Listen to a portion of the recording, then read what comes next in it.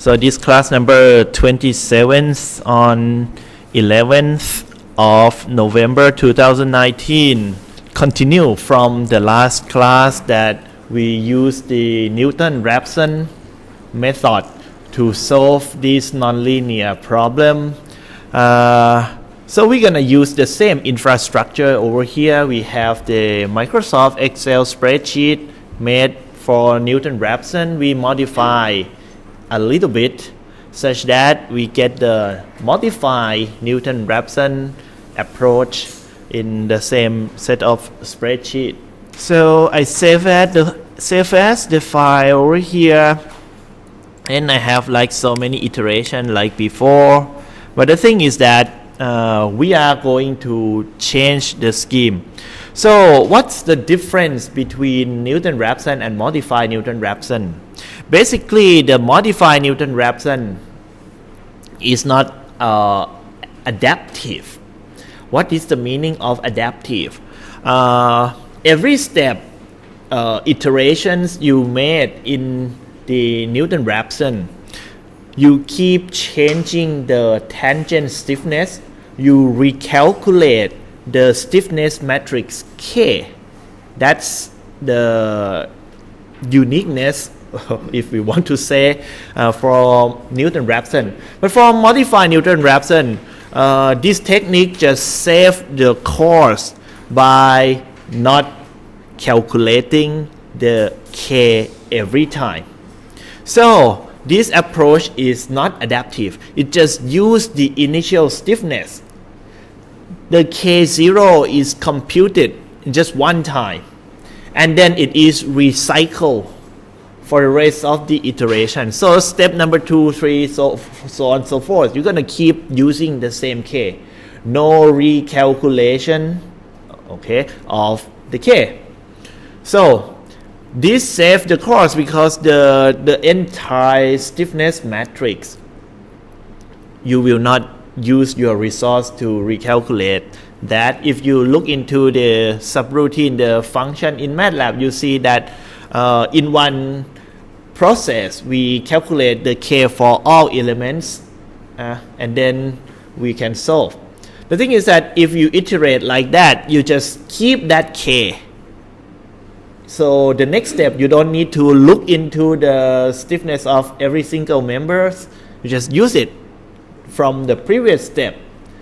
The point is that as it is not the adaptive type, then it takes you more iteration. So for Newton-Raphson, it might take you a few 2-3 steps to get the perfect convergence, whereas this modified Newton-Raphson is gonna take you like 8, 9, 10 steps, much more, because your K is not changing, it is not adjusting itself, so the convergence is slower, a lot slower. So it is a trade-off. You gain one thing, but you lose something as a trade-off. So you save the time to compute the K, but you spend more solving process in order to achieve the convergence. Now, what will be the decision-making point? How do we judge which one is right for your solution, for your problem? Well, you can do some sort of like little trying. There is no rule of thumb to say that this problem fits with Newton-Raphson or this fit with modified Newton-Raphson. You might try. You're gonna have like the nonlinear time history analysis. You can just set up one step. You don't need to run the full dynamic analysis. You just run nonlinear static analysis first. So you pick up one step. Maybe you make sure that your structure will be like fully nonlinear in that step, because if you just run the step that the structure is not reached to the nonlinear point yet, then you are not comparing the nonlinear performance of the scheme, right? So make sure that the force that you apply will bring your structure to the nonlinearities. Maybe the max level of nonlinearity you expect. And then you compare between two schemes, the modified and the original Newton-Raphson, and you see how much time it takes to converge to the solution. So that depends on your structure, right? And whichever that comes up with the solution faster, then you might have some idea that you might opt for that techniques, and then you deploy it in the long nonlinear time history analysis, right? I think I prefer the Newton-Raphson, but this is, well, it doesn't hurt. It depends on the type of a problem. Sometimes the whole structure could be really large. Nonlinearity might concentrate in some area, and then that fit to one kind. Or in contrast, the whole structure, most of the structures subjected to the nonlinearity, so that might be better to use another kind. So give it a trial run, okay? You don't need to do the full run. The trial run will tell you many things about the scheme for the finite element and the solution strategies. Okay, so this one here, we're gonna modify the sheet to make it the modified Newton-Raphson. So the modifications, this is the first iteration. We don't need to do anything with the first iteration because we will use the K from the first step, right? So it will not be changed. So let me see. Well, is it this small? Oh, well, very small one. So I think this is our stiffness matrix, right? Okay, it took the stiffness from two beam members. Spring stiffness was taken, right? So this one will be recycled, will be reused so many times. So we just simply copy this one and then we're gonna paste it somewhere else. The thing is that we will not need only just 4, because as I mentioned at the beginning that you're gonna need more steps to get the nice convergence. So we're gonna duplicate many of these, right? Copy first and then come back here and we just paste, and we just paste the value. Okay, we come here, we're gonna paste and we're gonna get just the value, and we will look into the modification we need to make for other things. So we come to step number 2. Step number 2, the evaluation of the internal force resistance will be done in the same way like before. So you're gonna use the displacement solution obtained from the first step, stuff it in to here in the second step. Last time I compute the current force for you at the individual element. This time we can do it in a little different way, just different, not really the approach, but you can do it by the followings. So let me just insert. Actually you can do this like for the Newton-Raphson case, it could be done in the same way, but previously I did it the other way. So basically I will just take the stiffness of, wait a minute, I don't remember this. Okay, so I take U3, U4.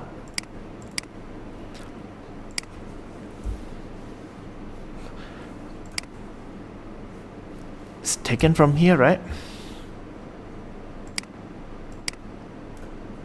So I showed you here it is the stiffness of the frame member, which is linear.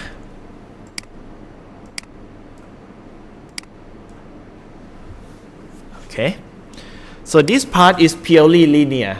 You don't worry about any non-linearities from the spring. I am just including the linear parts together. So this is fully linear. I insert and I put some description like the linear stiffness from beam members to emphasize it a little bit without springs. So you are sure that this is purely without the nonlinear spring. And then I will just take the displacement solution from before and put it here, and then we're gonna obtain the force resistance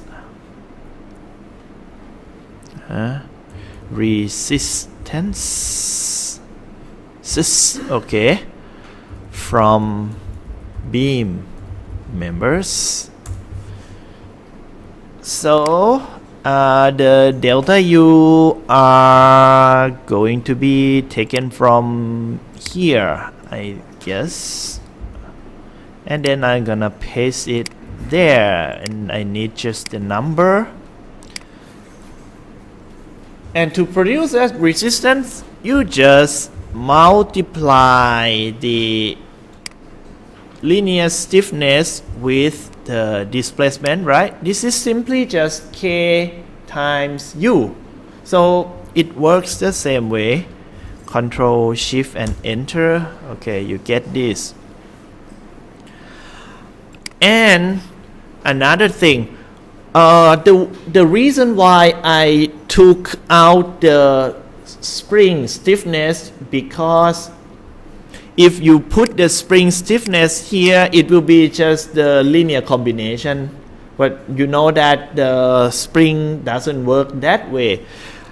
If you have linear spring, you leave the K value in here, in this 3-degree freedom, then this displacement will multiply with this spring, and then you will end up with the resistance.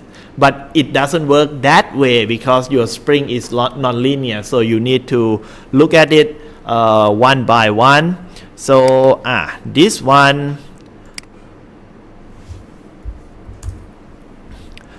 will be for, if I make it like this, I think it is easier for you to understand. So this one is your spring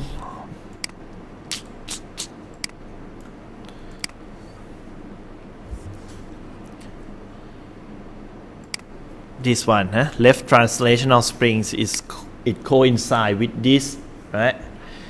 Which is the K left translational spring. I will not put the number in there, but I just put it in this form so you understand that how it works. So if we used to do it this way, right? This one multiplied by this, and this is the stiffness matrix that represent the left translational spring. So the whole thing multiplied, then this multiplied by this, and then you get the force resistance from the spring, which is all zero everywhere, but this one is the F spring. Am I right? You multiply the displacement solution to the stiffness matrix, but this one stands for the spring only. we just break the component into the subcomponent. The first subcomponent is the linear part only, so that's the frame. Okay, frame member or the beam member. You multiply the displacement by the K, you get the force. This is a force contribution from the member. And then you do not have the spring stiffness in here. So we start with the first spring. So I list the spring stiffness of the translation in here, multiply by this displacement solution. And for the left translational spring, this is not relevant. This and this are not relevant. Only this one is relevant to this left translational spring. So if the spring is linear, you will get the force resistance directly by just multiplying this use. Oh, I switched. It's supposed to be up there. Sorry. This is U4, right? Thank you. So zero it out, yeah. And this is what K spring left, sorry.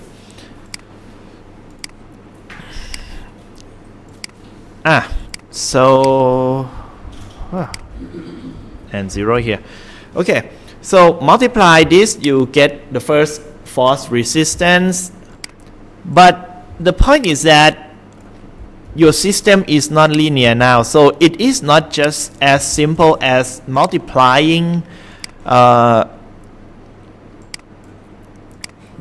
displacement by the spring stiffness and you'll be able to get the force resistance. So this is K spring, right?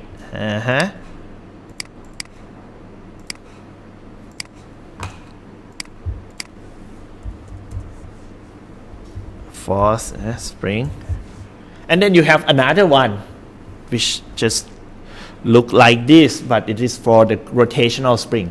So we are doing like some superposition of many forces resistance by breaking them down into subsystem like this.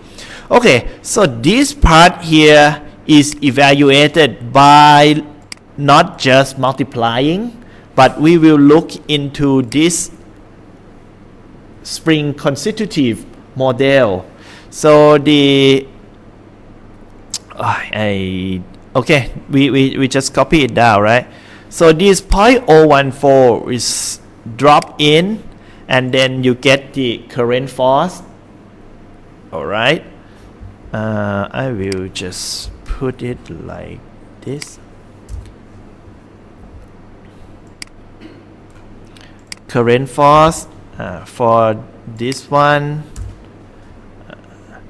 and you have the current force for the rotational spring, which is the current moment, which is this one, moment.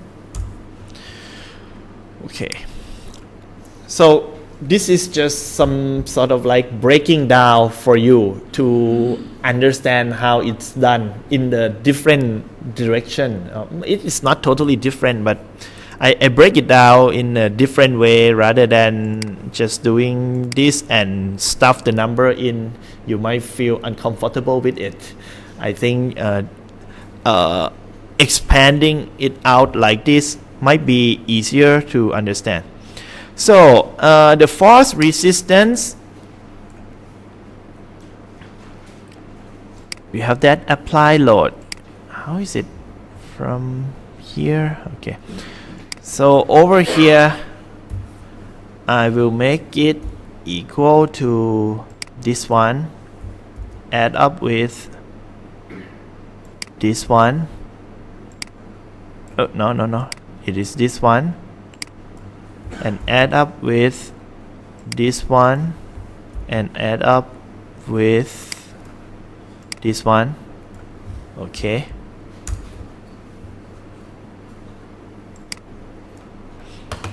ends up to this number.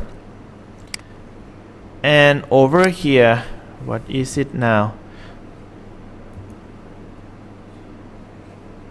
apply span load. Okay, so it is delete it out first. It is this minus the span loads and minus this. Is that right? And then this sets of displacement. Okay. Let's check something. One second. So, consider the sign of that U.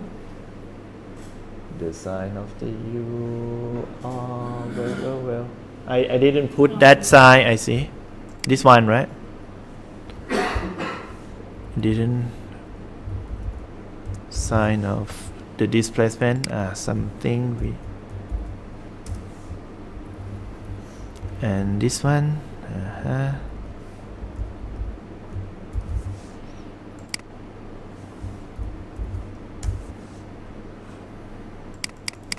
And the last one.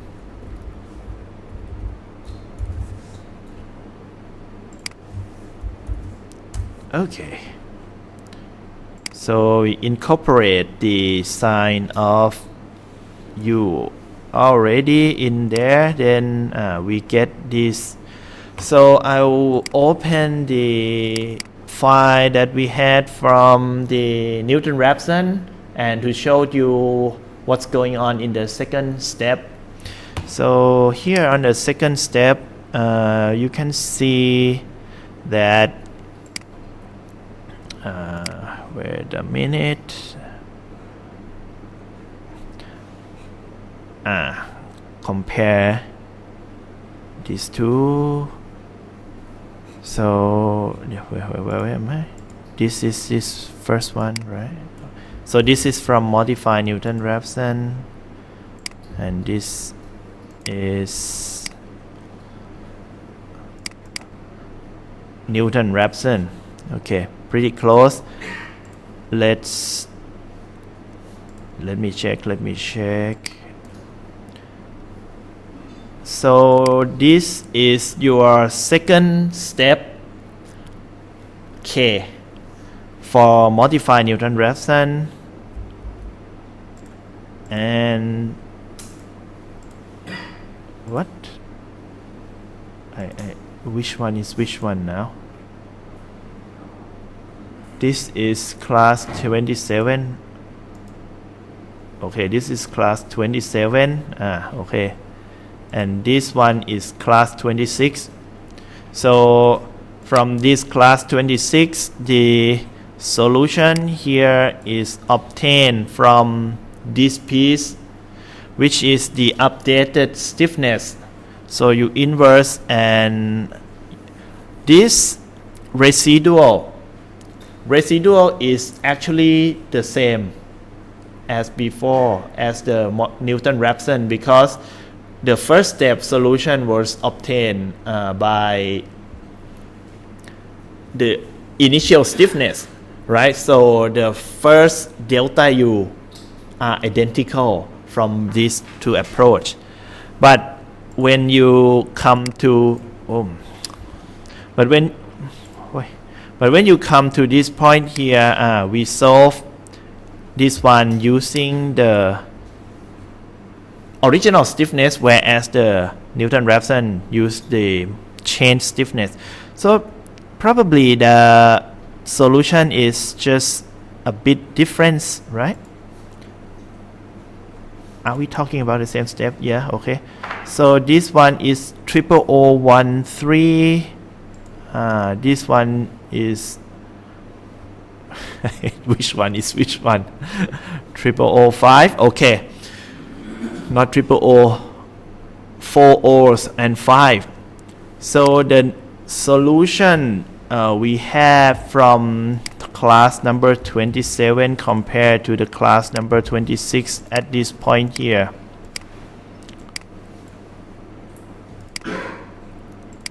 Okay.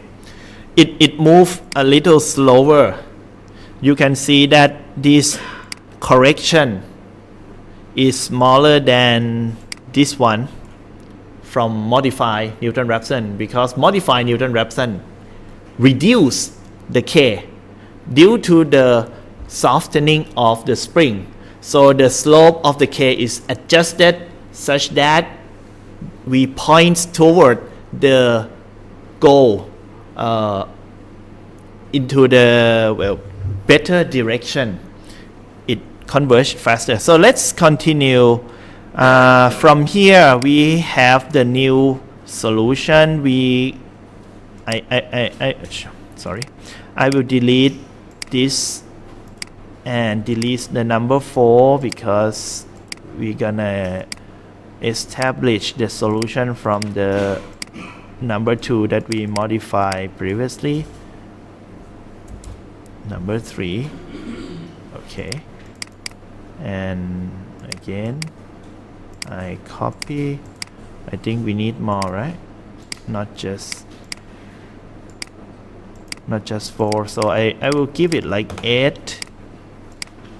So to make sure that we should have a nice convergence. Number 3, number 4, number 5, number 6, 7 and 8.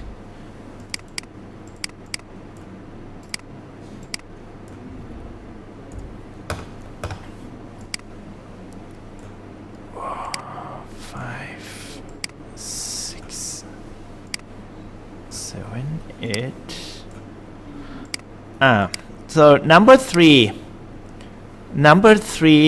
you will use this displacement solution from number 2. I will plug it here. I need to copy this to here. I need to copy this to here. And I need to copy the rotation to there. Alright, so this is the new resistance obtained from the elastic members, the new force resistance from spring, the new one, and the new one is there. And then we recalculate the residual. We end up with this new delta U. So we take the delta U here. Need to copy this one into here. Okay. So we get the updated displacement solution. Well, now we are at the iteration number 3. Let's take a look at iteration number 3 in the Newton-Raphson. It goes to 0.0016, whereas this one is still 0.0149, right? That one goes faster. 151209 15, yeah? You cannot go that fast. So at the end of step number 3, again, we take this updated displacement, use it for the evaluation of the new force resistance, change it,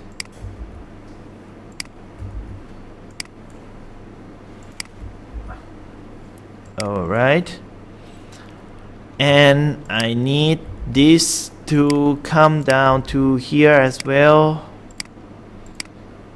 Okay, so here is the update solution, and take this update solution to iteration number 5. So I'm gonna drop here and drop, oops, it's supposed to be control V, and drop here.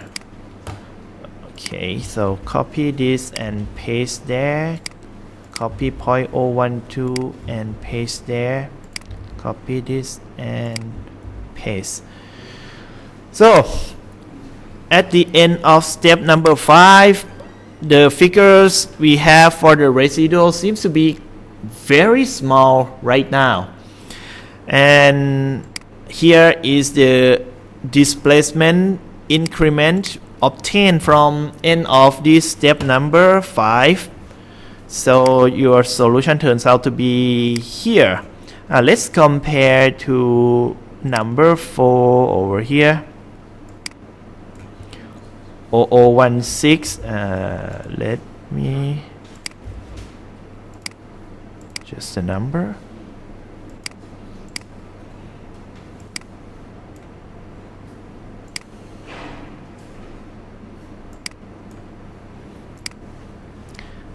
Step number 5 compared to number 4 from Newton-Raphson. So still continue to step number 6.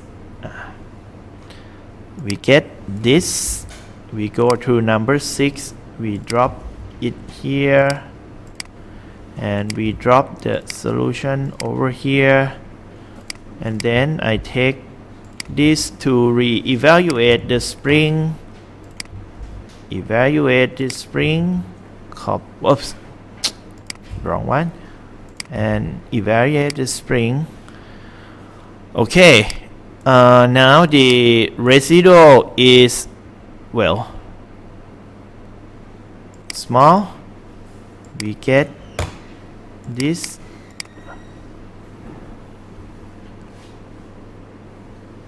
It doesn't come and meet at 0016 yet.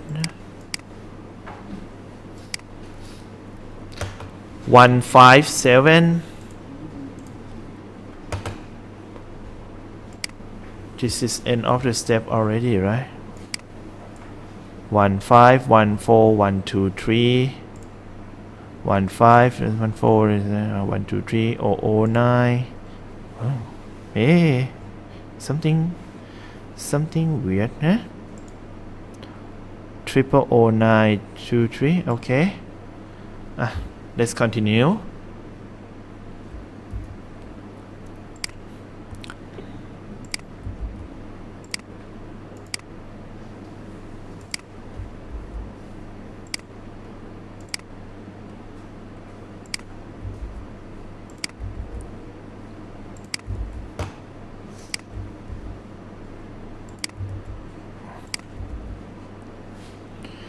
So up to here, and this part is still not that small. Here is very small, here small, here is small, but this one here is not that small.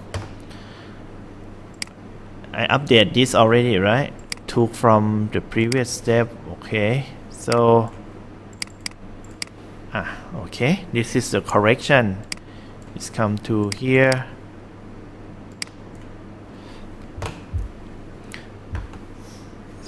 Still can go. So continue from here and drop the number into here. Drop the number into here. Copy and paste. Copy and paste. Copy and paste. Okay, you get this. Again, this one is still, let's see, 0.1. It was supposed to be smaller. It is very slow. Okay, not much smaller. Okay, and then this one. All right. Keep going.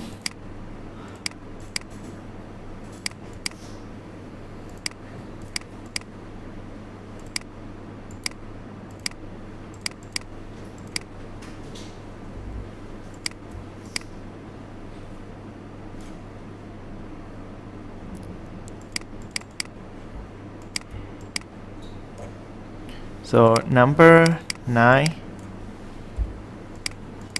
number 10, number 11. Okay, we were at 8. Copy and paste at number 9. Like that. Update. Okay, next sheet. oh man, not necessary to be the next one. Make it this one, so it is faster.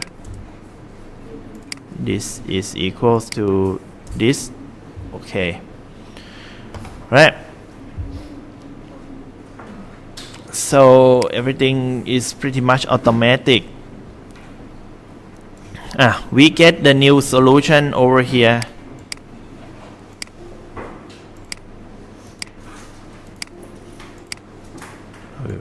Duplicate this one.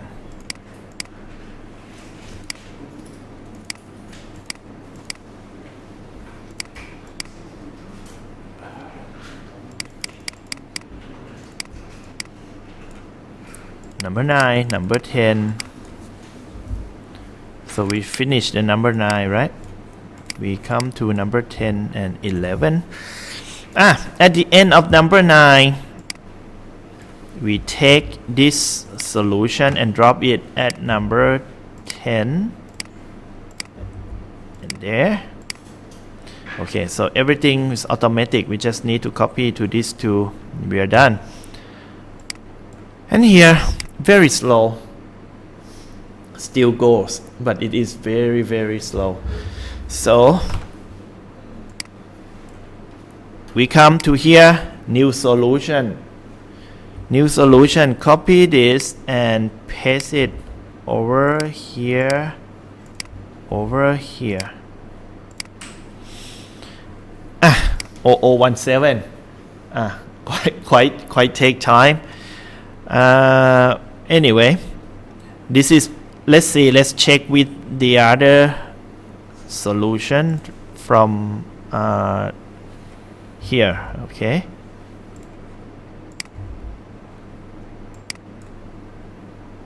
Oops. Number 0017, 0014, 0012. This is quite close. This one is still a distance.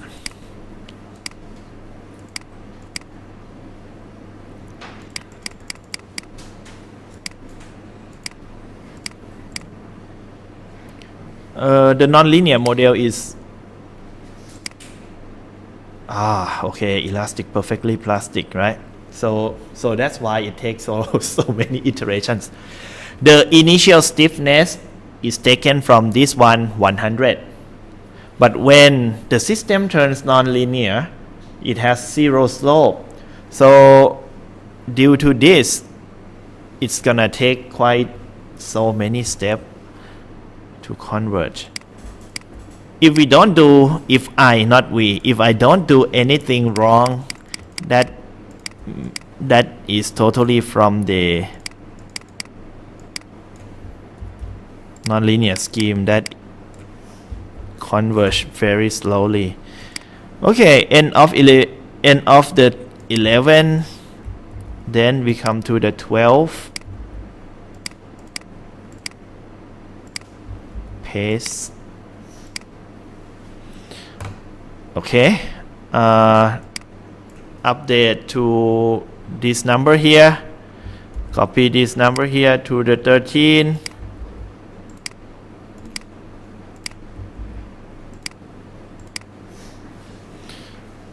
Okay, go slowly. Can continue. Ridiculously many.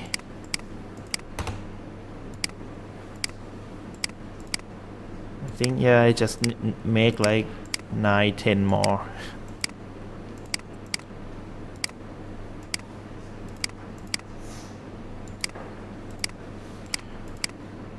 It doesn't bother computer if we just go ahead like this, because it is just a loop, right? So you don't need to worry. You just let the computer run. But it bothers us in the hand calculation, of course.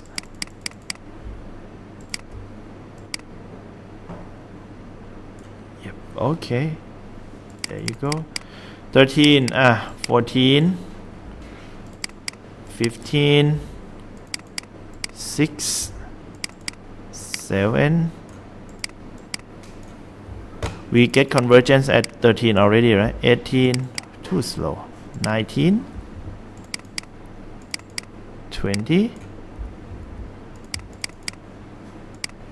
21, 22. Okay, come back to 13. 13 converge, right? Converge at 13 already. Then I copy the 13th to the 14th. Drop it here.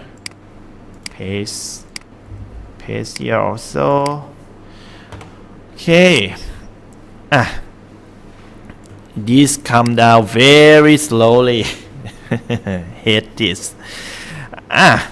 Get this new solution, which is not even, it is still far from the number 4, step number 4 in Newton-Raphson. So continue. Life goes on.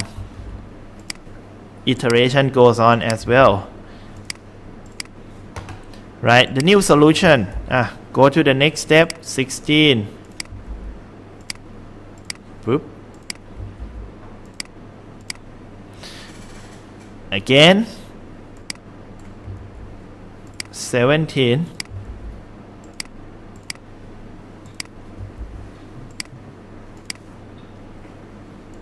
The new one, 18.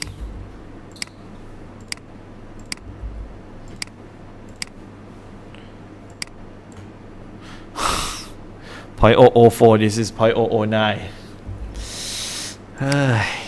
And then put it here.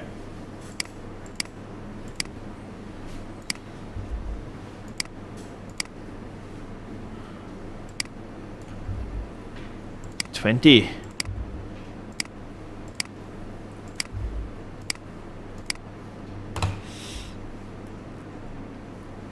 Well, at least it is going towards the good direction. So copy this one, paste in 21.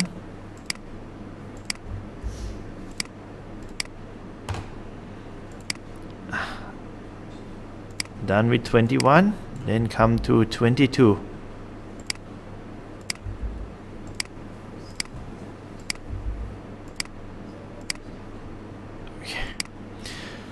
Yeah, get closer, but I think it's gonna take like a lot more. So you copy and maybe 20 more, you'll be able to get the nice displacement that match to the maybe 7th or 8th digits of this one. So one lesson learned: when you have this sort of bilinear, especially elastic perfectly plastic situations, then it is very slow. The convergence is very bad compared to Newton-Raphson.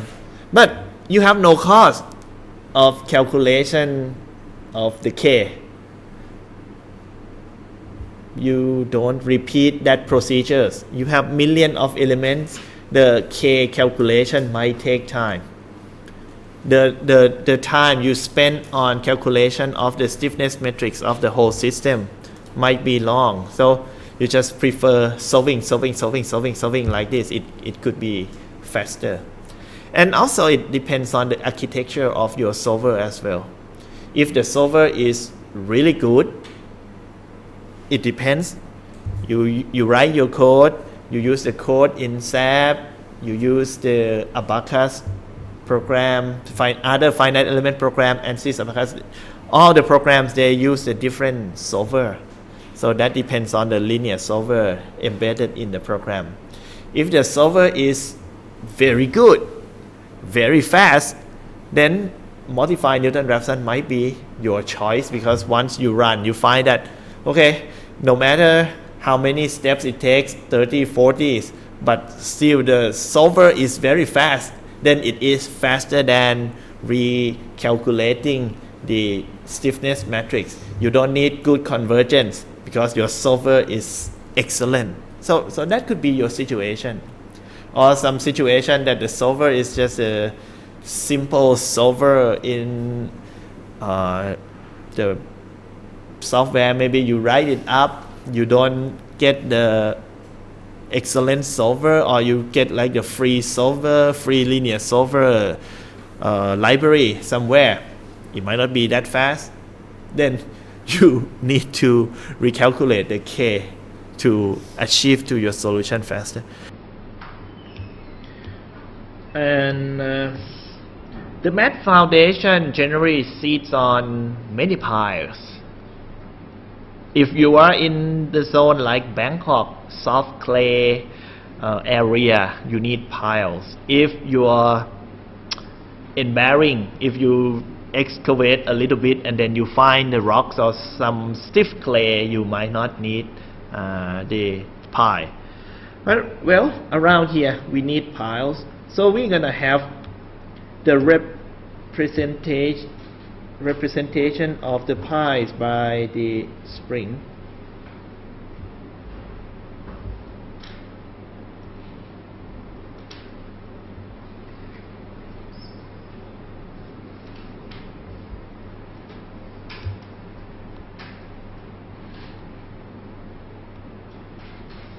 So you can put this spring in your structural analysis model.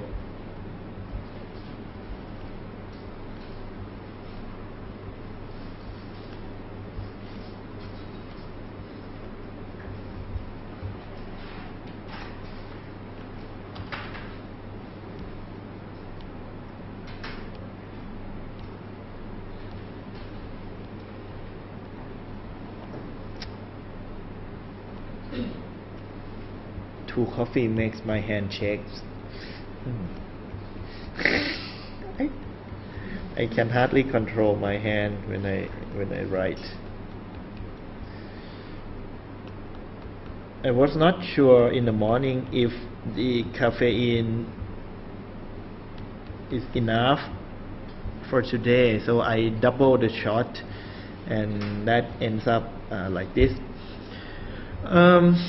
The foundation or the pie cap, generally it is almost stiff. The almost stiff means the EI could be quite high, and the deformation in the pie cap might not be so much. Well, generally you need a stiff pie cap to make sure that the pie, most of the pie are carrying the load at the same, pretty much the same level.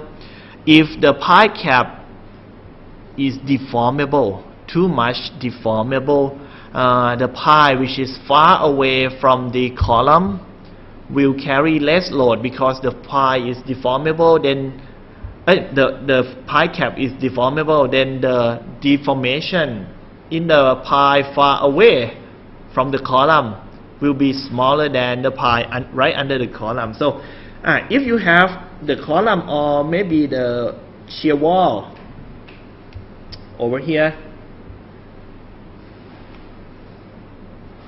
sorry, God, shaking.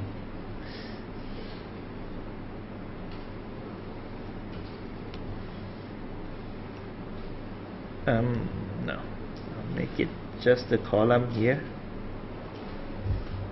Okay.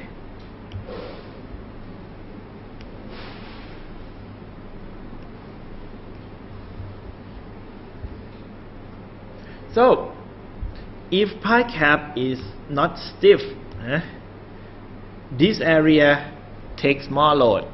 The pie which is away from the shear wall or the column, as the pie cap deform, it does not carry load as much as the pie just right under.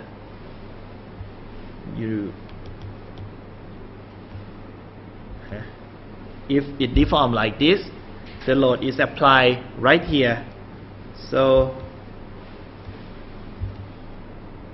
the pie on the side carry less load. The pie here carry more load. Okay, it doesn't mobilize the same magnitude. So that is the reason why generally the foundation is super thick. There is nothing but just this concern. They want to make sure that most of the pie are carrying pretty much the same. Why? What is the reason? If it is deformable and the pie on the side doesn't carry load, then you spend the same money to construct the pie on the side as the pie in the inner, right? So the exterior pie, interior pie cost the same, but the exterior pie doesn't work as much as it should. You waste the money for the pie construction, basically. So foundation is thick, then as it is very stiff, distribution of the load is quite uniform. But you will not just make the foundation thick. You will not just do so without checking, right? Sometimes, what will be the thick foundation? It is quite abstract if you don't run the analysis. So you check a little bit. You can run, do some sort of parametric variations. So you adjust the thickness of the pie cap and see which number is good enough to achieve the nice and uniform distribution. Okay? Sometimes it is not just the rule of thumb. You have the computer, you have the tools for analysis already. So spend a little time. It is not that much. So, well, for this one, you have the axial load, vertical load, apply, and you have bending moment, apply like this.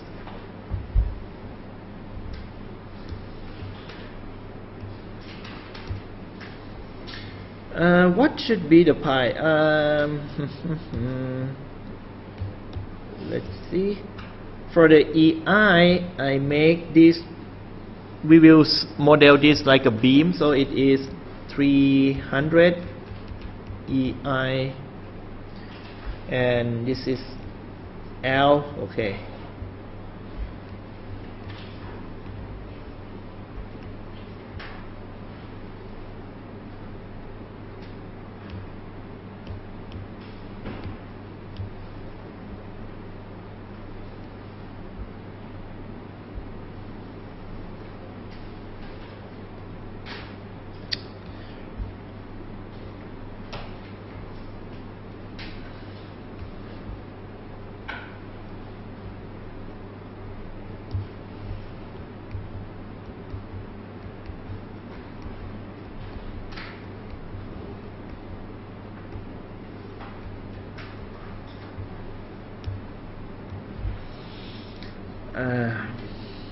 For the spring, make it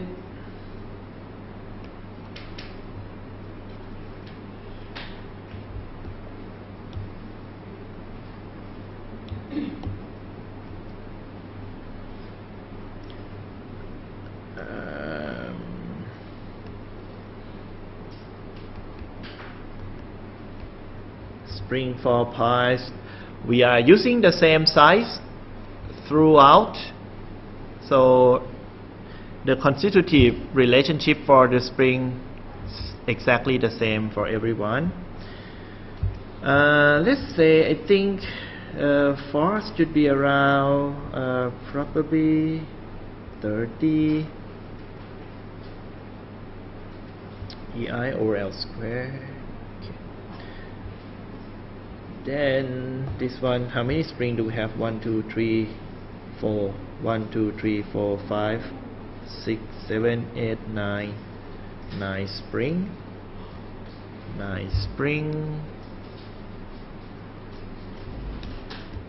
200 EI over L square, that's the force, and this is about 50 EI over L square. How about moment? Moment 200, make it equivalent to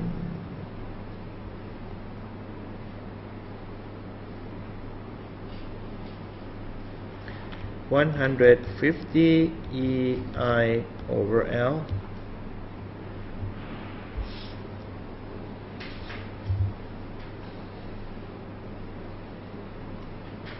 Basically, at the end, you can plot the deformed shape. You can see if the deformation is too large or not, and then you can plot also the distribution of the pi resistance. Okay, so let's work on this one for the spring stiffness, spring constitutive relationship.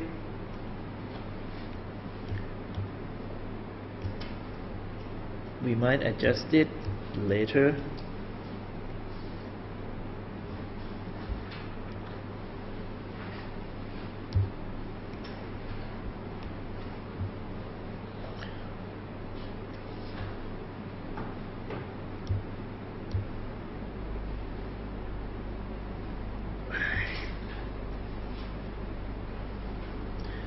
So the function here, the force versus the deformation. Force is a function of u, is given by a u plus b u, linear term. So let's put the problem. I don't need this. We have 1, 2, 3, 4, 5, 6, 7, 8 elements.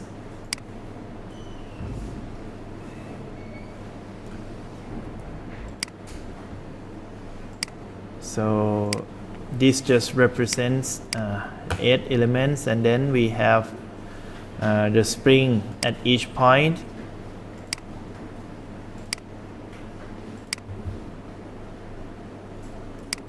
So spring are here, here, here.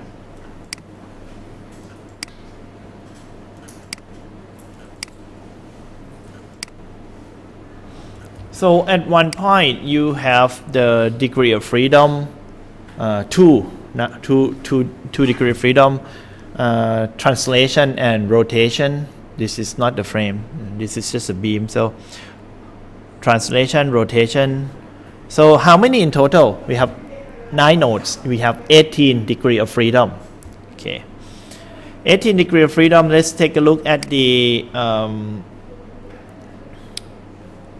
spring a little bit. So spring deformation, load deformation relationship, if we make it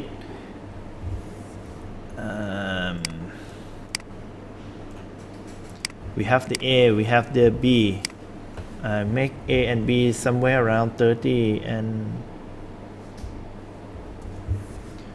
so this is equals to A multiplied by square root of x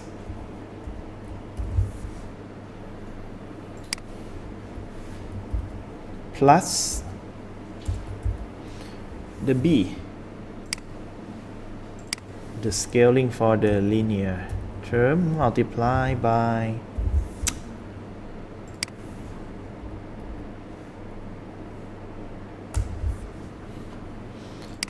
and then well, the total force applied to this system is 250, the total force.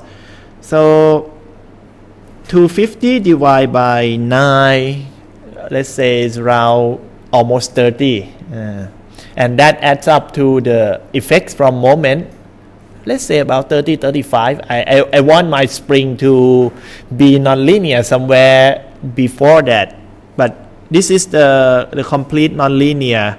It behaves nonlinearly at the very beginning because it is the quadratic function. So let's see, 0.01.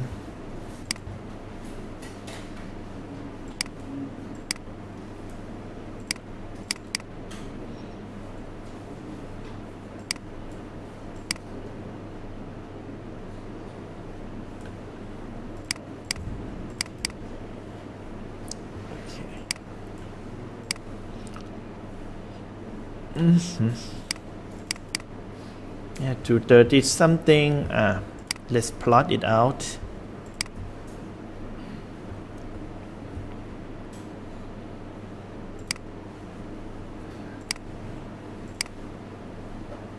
Okay.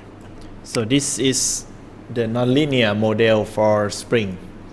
You can get the information for your spring from the pi load testing, the static pi load test, which you can request the geotechnical testing company to conduct if you really want the precise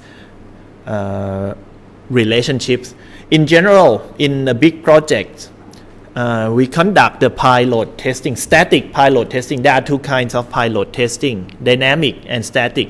For the static, if you are in Bangkok area or the area where the soft soil is very deep, okay, layer is very deep, and it is possible to construct the anchor pile. Anchor pile is the tension pile.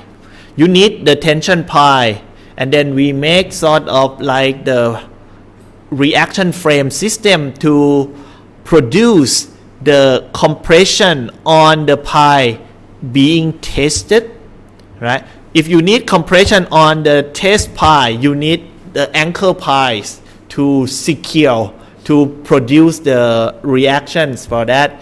So generally the anchor piles, you take like 4 anchor piles to counterbalance with the compression pile, because the tension capacity of the pile generally is smaller than the compression. It is expensive, but it's gonna pay off because now you know the real capacity. So you apply the load using hydraulic jacks. That there could be like many jacks. The largest pile, as far as I aware, in Bangkok recently tested, the capacity is 10,000 tons. 10,000 tons testing, which is huge, diameter 1.8 or 2 meters, about that big, and then come all the way down to, well, I think more than 60 meters. 60 meters is the second sand layer. Yeah, so very deep, then capacity is huge, but nobody is sure about the hand calculation of the capacity.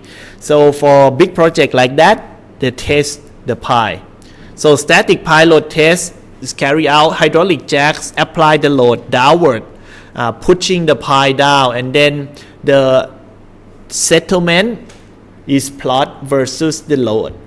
You will obtain the nonlinear curve for this response. So at the very beginning, you have the load deformation relationships like linear, pretty much like linear.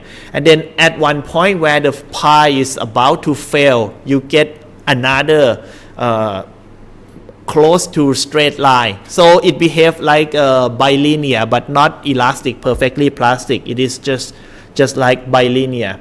So when the deformation is too much, you don't use that pile. You don't want that part, the pile to go to too much deformation. You will get that curve from the testing company. Then you incorporate that curve into your design. Originally, you might use the sort of trial number. Statistically, from the survey, from the research, the pi stiffness, the spring stiffness, which is generally for the pi, is given in terms of EA over L. In terms of EA over L. And this is for Bangkok clay, right? The pi in the other region, you might need to collect the load testing data and then come up with this rule of thumb number. But in Bangkok, it ranges from 0.5 EA over L to somewhere around 2 EA over L. This is subjected to the soil condition, but just the quick number, rule of thumb number that you could use for here. For the subsoil condition in Bangkok, it is around 20 meters of the soft clay. At the bottom of 20 meters, it could be something like medium stiff clay, and then we meet the 5 meters of the sand layer, which is stiff enough. If you construct just a low rise, you can sit on this first sand layer.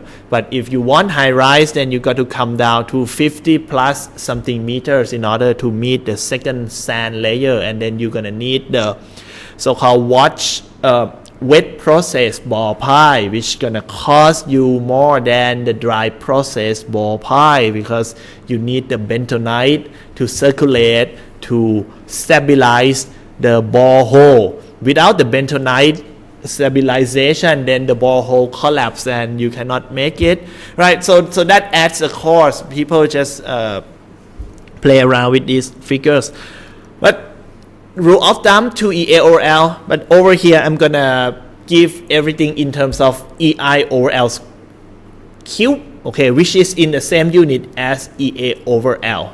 All right. So we use these constitutive relationships. So how about the slope? We differentiate the function here. So this is 30 multiplied by square root, which is the u to the power of 1 over 2, right? So if you differentiate, then you get 1/2 of 30 multiplied by u to the power of minus 1 over 2. So that's the first term. Add up with the second term, which is just 30. Okay, so you have for slope, okay, for the stiffness of each spring, it is nonlinear stiffness. It is equals to 15 times u to the power of minus 0.5 plus 30. So we will recalculate the tangent spring stiffness if you use the if you use the Newton-Raphson. So I'll copy this, just erase everything in this sheet, okay, including this. Can I erase this? Delete. Okay, yeah, it's gone. So iteration number 1. First of all, we need to construct the stiffness matrix. So we have in total 8 elements. Element 1. Out of 8 elements, you have the U1, U2, all the way to U18. And F1, F2, 18. I'll make 0. Make it here, and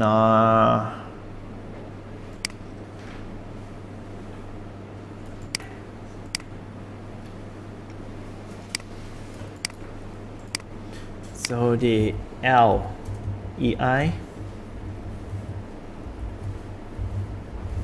So L and EI for each individual elements, it is 1 L and 300 EI.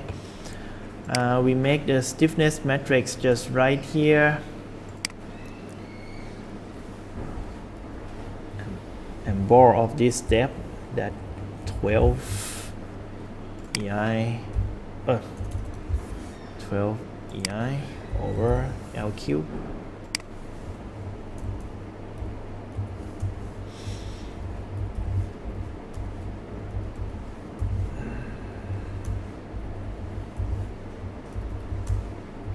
And 6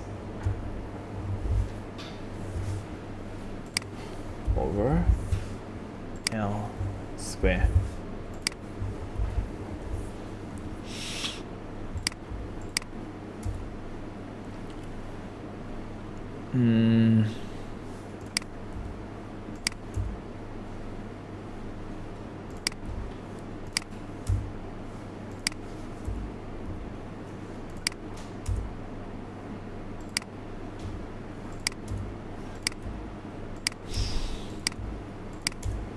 Okay, 4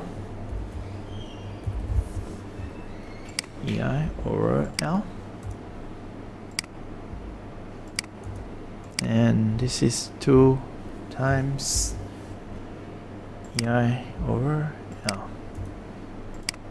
There it is. Done. First one.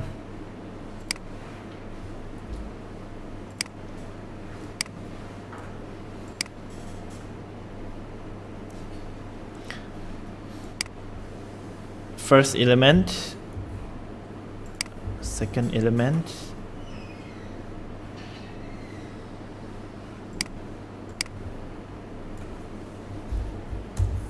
just 8 elements, so be patient.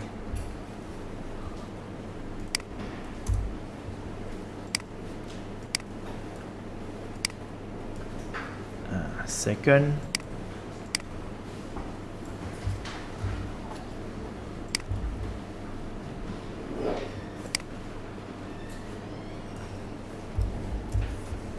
third element, so 1, 2, 3, 4, 5, 5.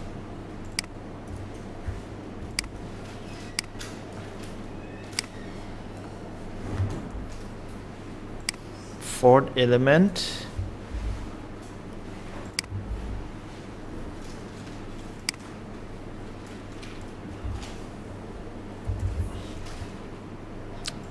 I copy it all at once. Fourth element, fifth element, sixth element, seventh and eighth. Okay. Yeah, so fourth element will be U7, F7.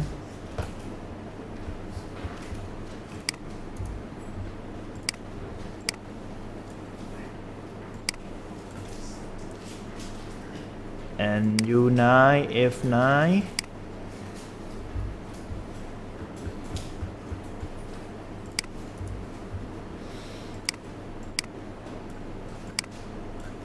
And 11, 11.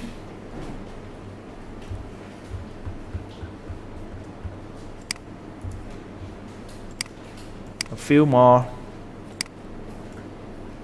And 13, 13.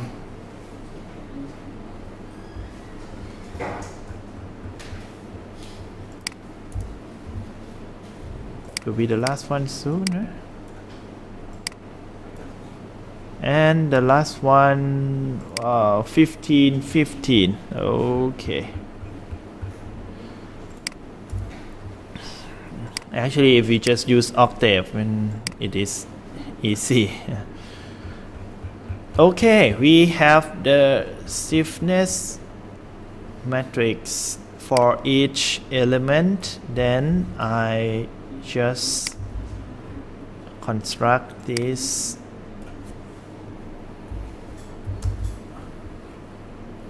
so this is equal to first one plus this one plus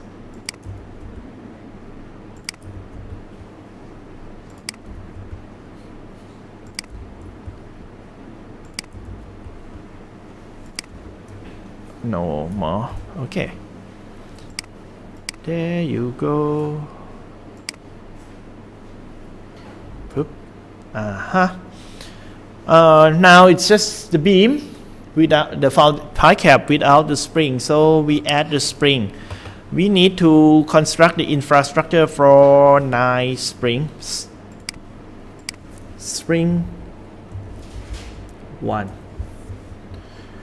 In each spring you have the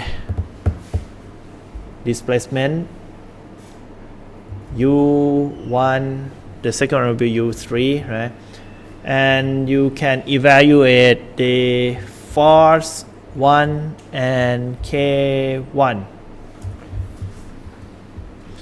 So U1 in terms of L, F1 is EI over L square, and the K is EI over L cube.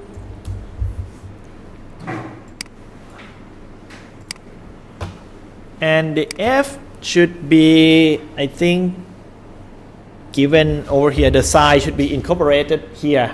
Then everything's just one stop. So U1 start with the first estimation 0.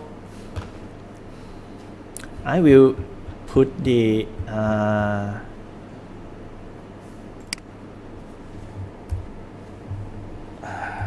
linear elements. Okay.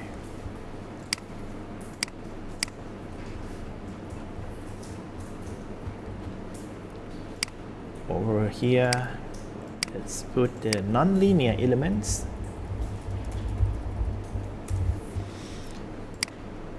I just wish that when you encounter any engineering problem, you just come down to the calculation in Excel, in MATLAB, and spend time having fun with it like this. I think I am in a sort of good mood when I play with something like this in a spreadsheet. Try, right? Is it going right? Do we get anything useful from the calculation? I mean, put the signs into the procedures when you try to solve something. Don't just guesstimate. We are an engineer. I think we can play with a number. We have a lot of tools. I think the most fun part is to be able to use the tool I learned throughout my life, and then use those tools in problem solving. And I can do something like this all day. If someone pay me, and it will be even more enjoyable. Force, what is the 30, right? So this is equals to psi of U1 multiply by in the bracket 30 multiplied by square root of the displacement, which is absolute of this one, right? Sometimes your displacement could be negative number. If you put that in square root, then bad thing happen. Plus 30 multiplied by absolute value of the u. Okay, and that's it. And the k is given by that function. K is always positive. You cannot have negative. You can in some super special structure that you have negative stiffness. Negative stiffness means you apply the force to X and then you don't have resistance. You have even more force pulling to the right, to the positive X. That is a negative stiffness. Very rare, but it is possible. 1 over square root of u plus 30. So this is equals to 15 divided by square root of u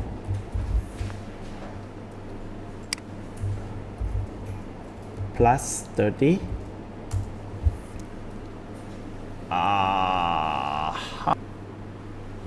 Let me try if the u plus 1 will look beautiful to us. Plus 1 might be too big. Plus 0.01. Oh, it's too big. If it is 1, then it's huge.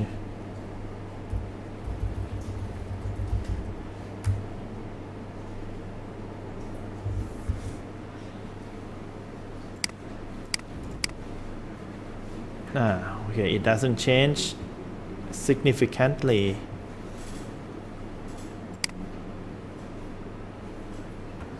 Very dirty. Very dirty. Well, for the stiffness, if we do so, well, we differentiate the whole thing and then we get this thing again. It doesn't change, right? So you will be like the u in the bracket. Is it only u? The whole thing we differentiate. So one, okay. So that is a u plus that many zero.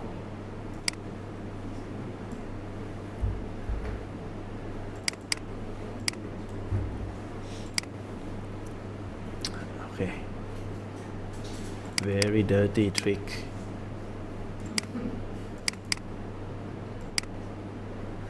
Hey.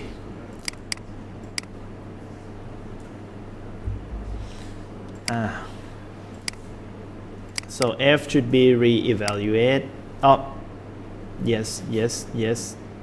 Should be re-evaluate. Plus. Alright. And this should be re-evaluate. Plus. So fake 0 there. F1 is 0. The K is just huge. Okay.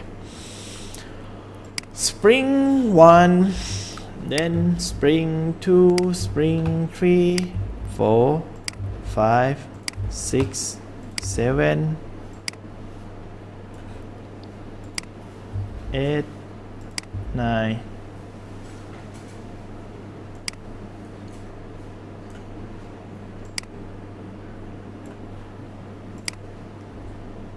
What? I don't need help. I'm good. Spring 2, spring 3.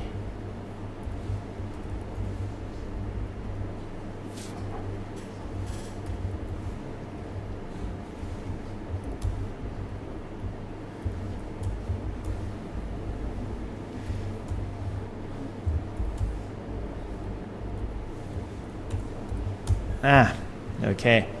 9 springs are there. This is U3. F3. I don't want to correct this. 3. U5. 5. 5. Is there any tool to make this faster? 7. Just cut this part from the video. It takes time. 9 and 9. 11 and 11. 13.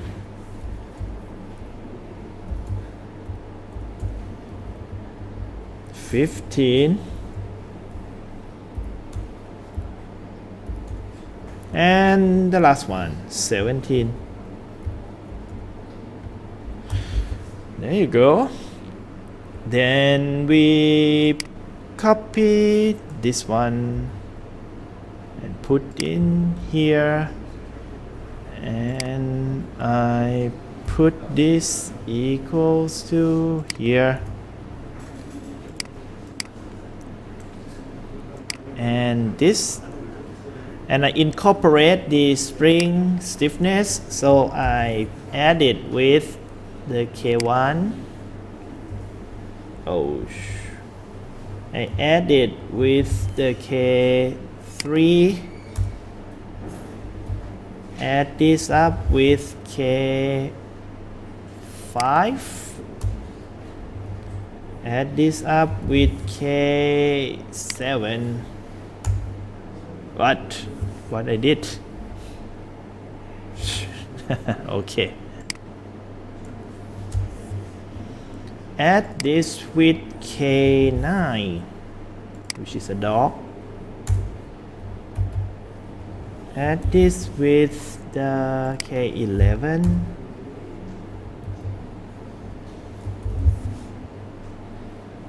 $13, right? Okay. 15. And the 17. Whew. Oh, okay, so many. Now we have the stiffness matrix. We are going to solve. So first of all, the external force is given by this one here. Everything here is scaled by the EI over L.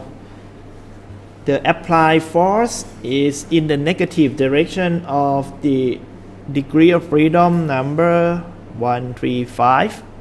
1, 2, 3, 4, 5. Okay. Minus 200. And moment is also minus 150 because moment goes in the clockwise direction. And another thing is the vertical force applied downward. So here minus 50. We have external force. What about the resistance? Resistance is obtained from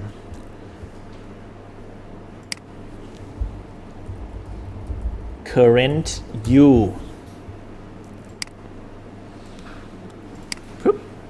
Okay, which is 0 for the first step. So resistance here from linear element, and that is MMULT, multiplication of the linear stiffness with the current displacement, close the bracket, and there it is. We get the resistance from linear element, and we have the resistance from NL elements, okay, with the S. But for the nonlinear element, we need to get into the nonlinear rule or constitutive model of each of them. So the first one is taken from this F1. I just highlight.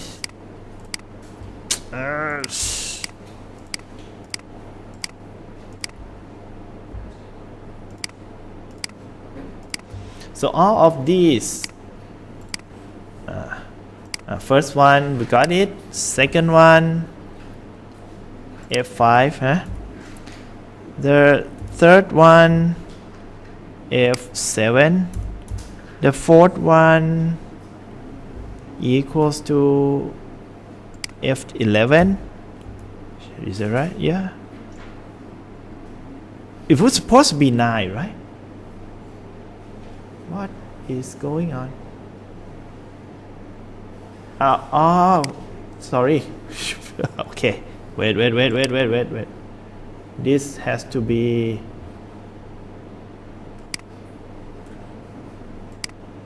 this one, huh? 1, 2, 3, 4. Is it correct? 4 is the 9. 4 was supposed to be 7. Huh? Let's check again before we for the 1, okay. Number 2 was supposed to be okay, number 2 which is supposed to be here. Number 3 should be this one here. Number 4, this one. This is number 5, right? 1, 2, 3, 4, 5. Number 5. 5 is this one. Number 6. Go to spring number 6. Number 7. Number 8. And number 9. Check for another time. This look good. This look good. This is good. This is good. Cannot see. Okay, number 5. Okay, good. Number 4. Good. Number 3. Number 2. Okay. Right. Spring resistance. We got all of them there. Then residual is equal to externally applied force minus resistance minus this. Okay, so we get the residual, and then the solution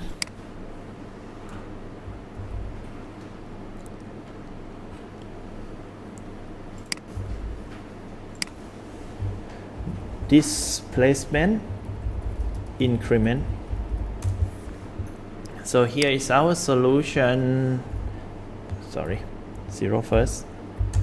This is equal to mmult of m inverse of the matrix here multiplied by the residual, close. There you go. You get this as a solution. You get the solution. You have to update the make it updated displacement that includes the rotation. So the update is equal to the current. Am I right? Plus here, close it. Oh, no bracket. Okay, I think this one will be easy to work with because you need to just copy to the current you over here, and then you need you will get the update solution. Okay, just there. So displacement U has to be tied up with this point here, the point number 3. 1, 2, 3, 4, 5. 1, 2, 3, 5, 6, 7. Is it 7? 1, 2, 3, 4, 5, 6, 7. Yes. Put it like this. 1, 2.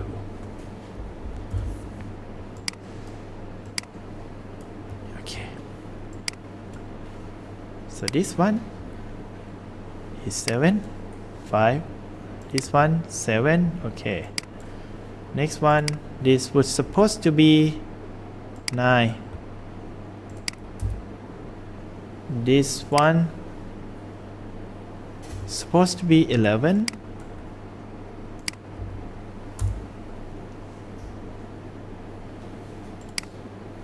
This one is 13. This one is 15. And this one is 17. Okay. I think this is almost automatic. Just need manual operation just to copy the displacement to this over here, and everything ties up nicely. So we copy. Okay, so this adaptive. This is the Newton-Raphson. Oops, what? Okay.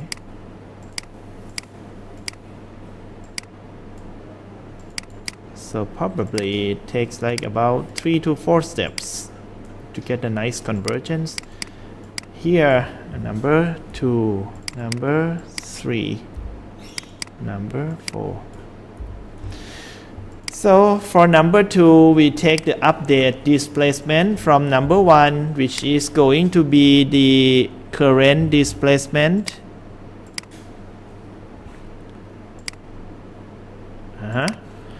Drop it here. Spring stiffness was updated. Spring force is updated. External force is there unchanged, but resistance will be updated. Also, here's the spring force. You get the residual, and from residual it calculates the displacement. We get this update displacement, which is add up on top from the previous step and paste it there. Value only. You drop in the number, you can see the change of stiffness, which is from huge, and then due to the adaptive algorithm that the K is changing. Next, from the order of like 10 to the 9 to this one, and this one here drops to here. Let's see something about residual from the previous step. How is it?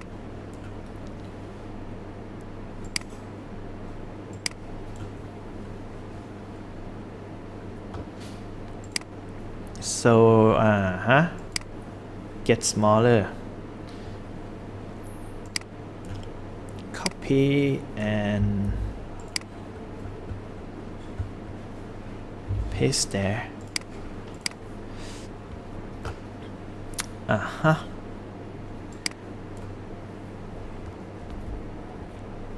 Why is it still somewhere like this in a fluctuation? 53.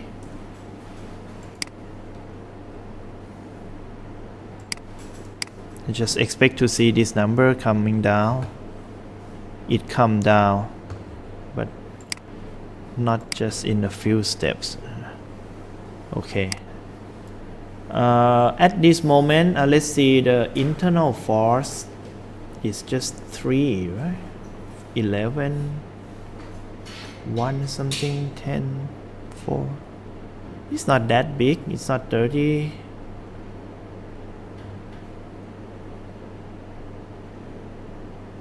Or 3. What?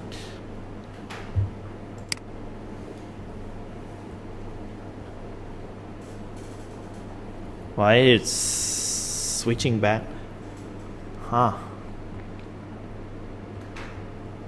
Positive, and now it comes out to a negative side.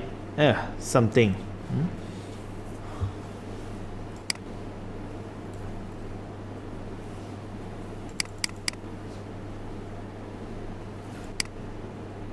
check some point.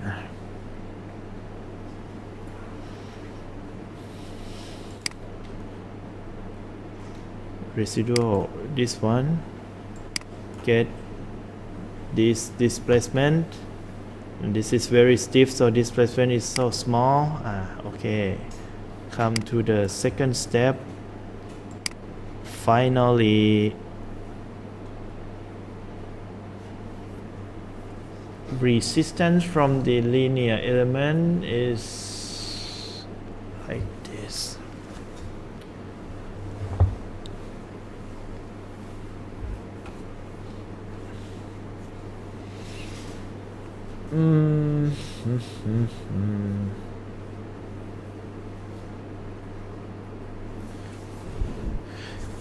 Basically, the spring force, okay, makes sense. The spring force doesn't match with the shear in the beam because it is nonlinear, so it needs a correction. Well, that makes sense, but when it switch, it is weird to me. Number 3, number 4, 307, 003, 307, that gets smaller. That one switch from negative to positive. What is that? 13.4.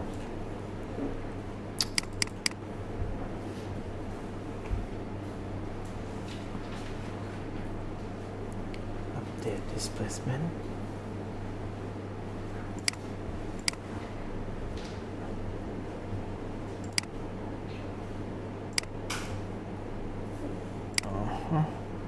Small one, yes, gets bigger. Number 4, 0.002. How about the shear force? Shear force is not down to 0 yet. Maybe try few more. I think nonlinearity is not that bad in this one. I thought that it should just take 3 steps, 4 steps. Shouldn't be so many. Number 4, okay. We get number 4 already, then check number 5.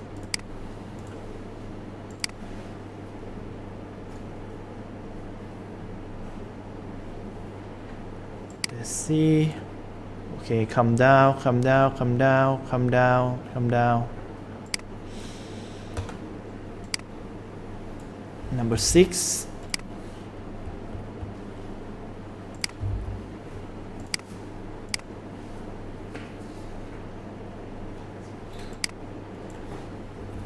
Okay.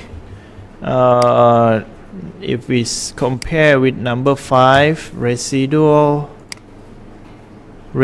gets smaller than before. All right.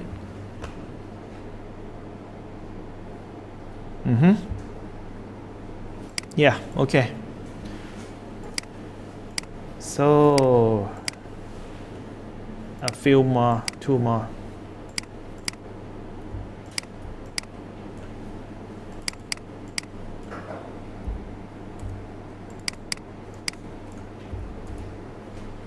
So go to number 6, copy and put it on the 7th.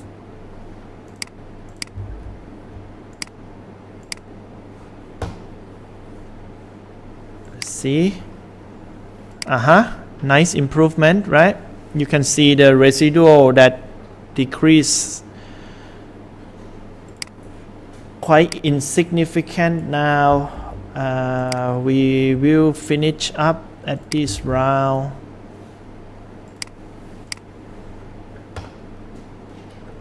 The convergence is quite slow. Okay, residual turns out to be insignificant for this one, and then we accept this as a solution. We can plot out 0, 1, to 9. This is from the first one. This is the fifth. This is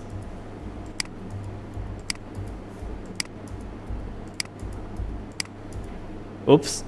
Well, shit.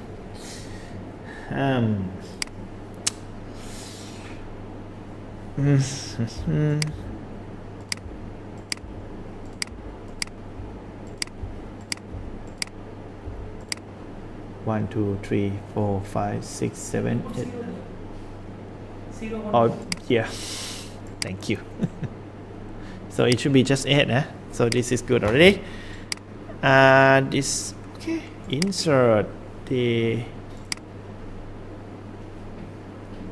yeah.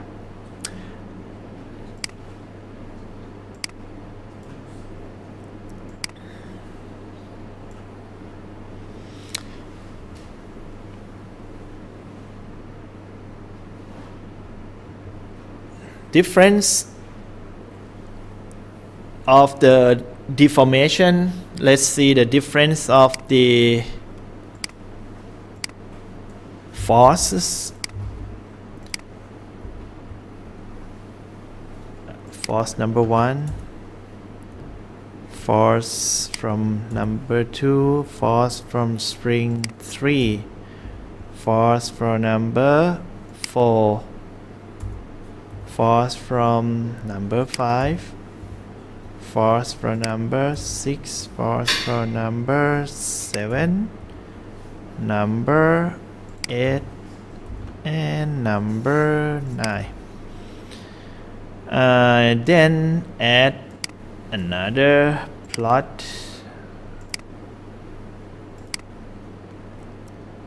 And the shape is not different much from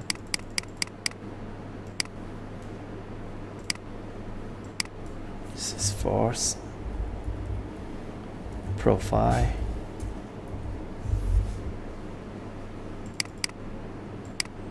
deflection,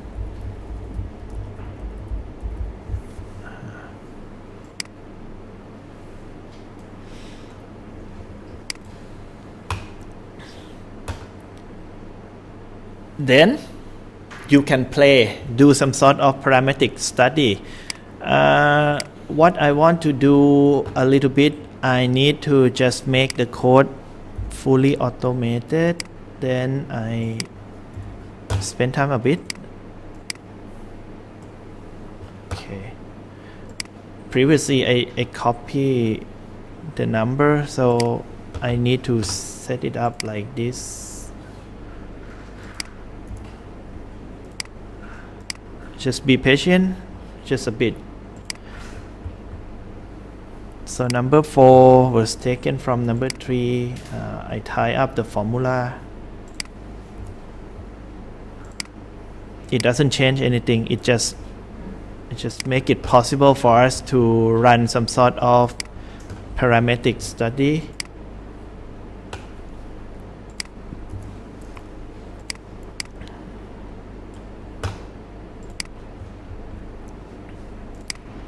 This for number 5, 7. Take from number 6 and number 8. Taken from number 7.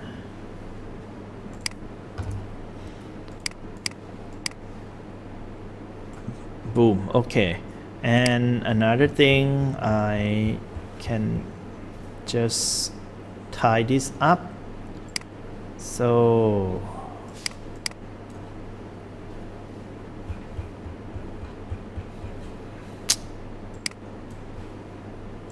this is equal to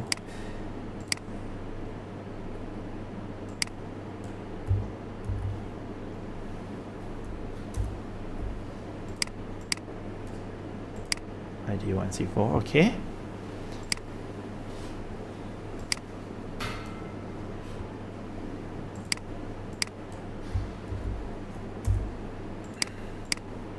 I want to change the number at one point only.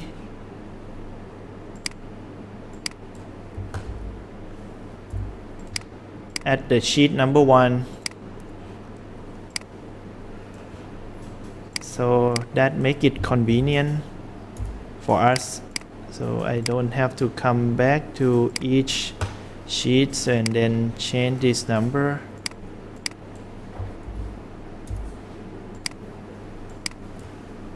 Number 7.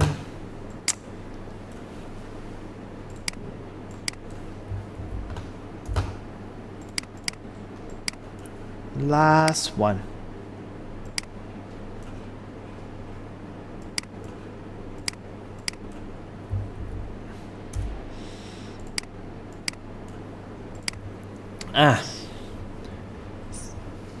That what we have over here. If you want to adjust and make the false value for the pies to be closer, because right now you might not be so happy, we can adjust the EI and increase it like 1000.